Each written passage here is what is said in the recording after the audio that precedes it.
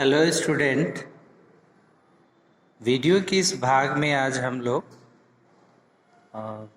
Class 7 के chapter number 5 संधि chapter को और इसके प्रश्नोत्तर को जानेंगे हम लोग।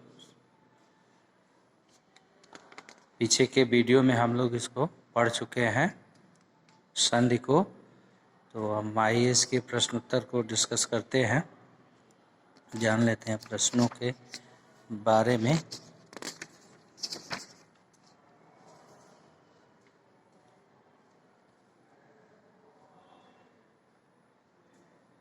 देखिए, इसमें पहला प्रश्न जो है कह रहा है संधि किसे कहते हैं, उदाहरण देकर समझाइए। तो संधि जो है एक ध्वन्यात्मक प्रक्रिया है। इसमें हम जानते हैं कि दो शब्दों का जो मेल होता है, तो शब्दों में प्रथम शब्द की अंतिम ध्वनि और दूसरे शब्द की प्रथम ध्वनि का मेल होता है, और इनके मिलने से जो विकार उत्पन्न होते हैं उसी को हम संधि कहते हैं। देखिए, संधि का अर्थ है मेल। जब दो शब्द एक दूसरे के निकट आते हैं तो पहले शब्द के अंतिम ध्वनि और दूसरे शब्द के पहले वर्ण में मेल होता है। इस मेल से वर्णों में विकार उत्पन्न होता है। इस मेल से वर्णों में विकार उत्पन्न होता है और वर्णों के मेल से होने वाला परिवर्तन ही संधि कहलाता है। उदाहरण देखिए, जैसे हिमधन आलय, हिमधन आलय, हिमालय। संधि शब्द जो है वो हिमालय हुआ, जो हमारा शब्द बना हिम और आलय मिलके, लेकिन संधि किसकी हुई, हिम। हिम यानी उसकी अंतिम ध्वनि जो क्या है, अ। हिम और आलय की प्रथम ध्वनि क्या है, अ। तो अ और आ का मेल हुआ तो वो क्या हो गया है, आ। विकार जो उत्पन्न हुआ है वो किस रूप में, आ के रूप में, तो इसी को हम संधि कहते हैं। आ हुआ है। जैसा कि हम जानते हैं, संधि हम पढ़े हैं कि जब दो समान स्वरों का आपस में मेल होता है तो वे अपने के ही दीर्घ स्वर का निर्माण करते हैं। तो इस प्रकार अ या आ दोनों समान स्वर हैं तो दीर्घ का निर्माण करेंगे, यानी आ हो जाएगा। तो हिमधन आलय, हिमालय। दूसरा देखिए, संधि विच्छेद से आप क्या समझते हैं, स्पष्ट कीजिए। संधि विच्छेद का क्या अर्थ है? अरे भाई, जो संधि हुई है उसी को हम शब्दों को फिर से मूल रूप में दिखा देने की प्रक्रिया को ही हम संधि कहते हैं। ऐसे अलग होना, संधि द्वारा बने शब्दों को अलग अलग करके लिखने को संधि विच्छेद कहते हैं। जैसे भानुधन उदय, भानुधन उदय, भानुदय, और राजा धनीन्द्र राजेंद्र, राजा धनीन्द्र राजेंद्र। क्वेश्चन नंबर 1 के उत्तर थे ये। अब जो है देखिए, क्वेश्चन नंबर 2 में क्या कह रहा है, नीचे दिए गए शब्दों की संधि कीजिए। संधि करना है हमको। यहाँ पे परम धन ईश्वर, तो परम धन ईश्वर, ये शब्द जब दोनों मिलेंगे आपस में तो ये क्या हो जाएगा, परमेश्वर। दोनों शब्द मिल करके क्या हो जाएंगे, परमेश्वर। कैसे हो जाएंगे? देखिए, जैसा कि हम जानते हैं कि प्रथम शब्द की अंतिम वर्ण जो है और दूसरे शब्द के प्रथम वर्ण, तो इन्हीं का आपस में मेल होता है। तो इसका जो है प्रथम अंतिम क्या है, परम अ है और इसका ई है। और हम जानते हैं कि अ के बाद अगर ई आता है वह ए में बदल जाता है। तो इस प्रकार से जो है यह परमेश्वर हो जाएगा।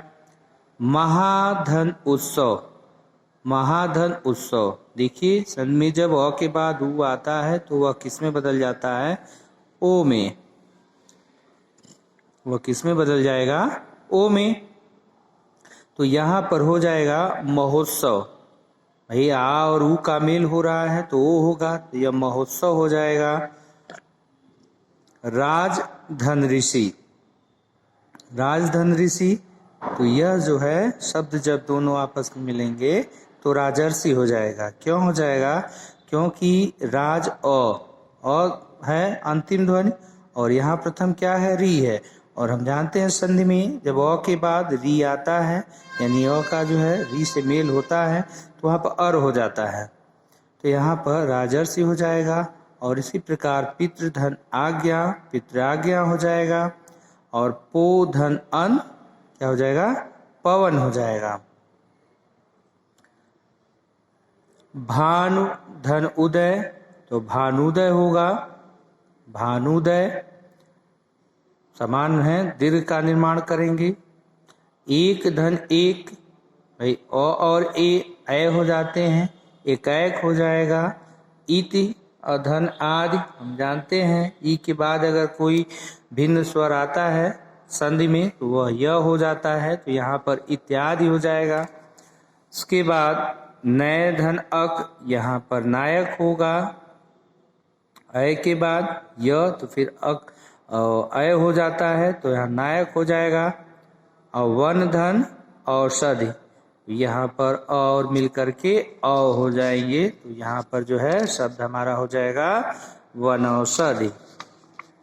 आइए आगे देखते हैं। और रिक्त स्थानों की पूर्ति उचित शब्द द्वारा कीजिए। कह रहा है वर्णों के मेल को, वर्णों के मेल को हम क्या कहते हैं? संधि कहते हैं। संधि तीन प्रकार की होती है, स्वर संधि, व्यंजन संधि और तथा विसर्ग संधि। विसर्ग संधि ग देखिए तीसरा, संधि में दो स्वरों का मेल होता है, तो किस संधि में स्वरों का मेल होता है? तो भाई स्वर संधि में स्वरों का मेल होता है। विसर्ग के साथ जब किसी स्वर या विसर्ग के साथ जब किसी स्वर या व्यंजन का मेल हो तो उसे विसर्ग संधि कहते हैं। संधि द्वारा बने शब्दों को अलग अलग करके लिखने को हम क्या कहते हैं? संधि विच्छेद कहते हैं, संधि विच्छेद कहते हैं। नीचे दिए शब्दों का संधि विच्छेद कीजिए तथा संधि भेद लिखिए। संधि विच्छेद करना है, देखिए यहाँ पर तथैव, तो तथा धन एव तथैव, और सुर धन इंद्र सुरेंद्र, छात्रावास, छात्रावास, तो छात्र धन आवास, छात्रावास। जगदीश, जगत धन ईश, जगदीश। सत्संगति, तो सत धन संगति, सत्संगति। निह धन जन, निर्जन। उसके बाद देखिए पांचवा कह रहा है कि नीचे दिए शब्दों को संधि भेद के अनुसार अलग अलग कीजिए। भाई संधि भेद के अनुसार इनको हमें छांटना है, अलग अलग करना है। स्वर संधि है, व्यंजन संधि है, विसर्ग संधि है, तो तीनों के यहाँ पर एग्जाम्पल दिए हुए हैं, उदाहरण है तीनों के, और तीनों को हमें जो है सेपरेट करना है यहाँ पे। पहले हम स्वर संधि को देख लेते हैं।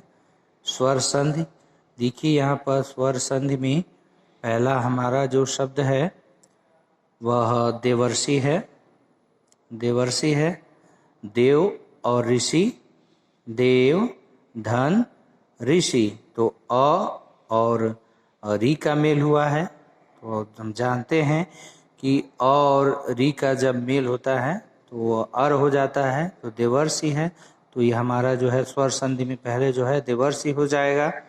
उसके बाद दूसरा हमारा जो है वह हरीश है।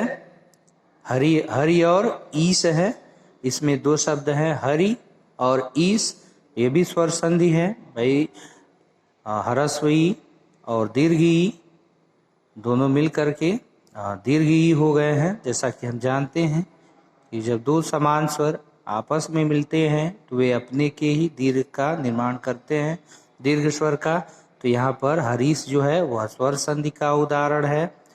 अब रमेश, रमा धन ईश, रमेश, तो रमेश भी जो है वो स्वर संधि का उदाहरण है। और ई का मेल हुआ है तो ए हुआ है, तो रमेश हो गया है। निर्मल ये नहीं है, दिगंबर भी नहीं है, नीरस भी नहीं है। और अब हम आते किस पर, सत्याग्रह शब्द पर। सत्याग्रह, तो इसमें जो है सत्याग्रह ये स्वर संधि है, ये भी सत्य और आग्रह यानी और आ मिलकर के जो है वो आ हो गए हैं, सत्याग्रह। और सज्जन नहीं है, परोपकार, तो ये स्वर संधि है। पर उपकार, पर धन उपकार, क्या हो गया, परोपकार। भाई और ऊ मिलेंगे तो वो होंगे इस प्रकार, ये पर धन उपकार बराबर परोपकार। तो ये 5 शब्द हो गए हमारे। कौन कौन से स्वर संधि में, देखिए देवर्षि, और फिर हरीश, उसके बाद रमेश, रमेश के बाद जो है सत्याग्रह, सत्याग्रह, परोपकार। तो ये 5 शब्द जो हमारे हो गए, 5 शब्द। उसके बाद हम आते हैं व्यंजन संधि पे। व्यंजन संधि, व्यंजन संधि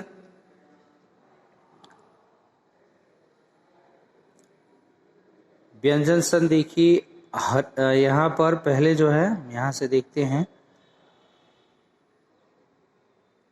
जगदीश, जगत धन ईश, जगदीश हो जाएगा, व्यंजन संधि है। उसी प्रकार जगत धन अम्बा, जगदम्बा, व्यंजन संधि है। इसके बाद दिगंबर, दिक धन अंबर, दिगंबर, व्यंजन संधि है।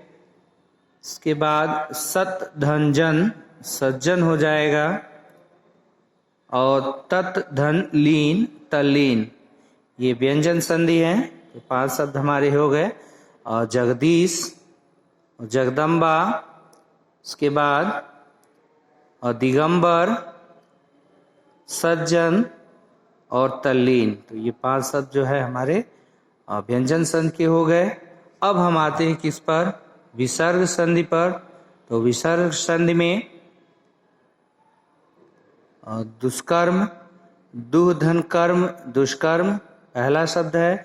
दूसरा है निह धन जन, निर्जन। और तीसरा हमारा जो शब्द है वह निर्मल है, निर्मल, निह धन मल, निर्मल। उसके बाद निह धन रस, नीरस। इसके बाद जो है निह प्लस धन, निर्धन। ये हमारे 5 शब्द जो है वो अब विसर्ग के हो गए, यानी संधि की तीनों भेद जो है यहाँ पर, स्वर संधि, व्यंजन संधि, विसर्ग संधि, 5 शब्द जो है यहाँ पे हो गए। तो फिर आज ये आपका क्वेश्चन आंसर भी समाप्त हुआ। सो नेक्स्ट वीडियो में स्टूडेंट फिर हम जो है नया वीडियो लेकर के उपस्थित होंगे। तक के लिए और टेक केयर, बाय बाय।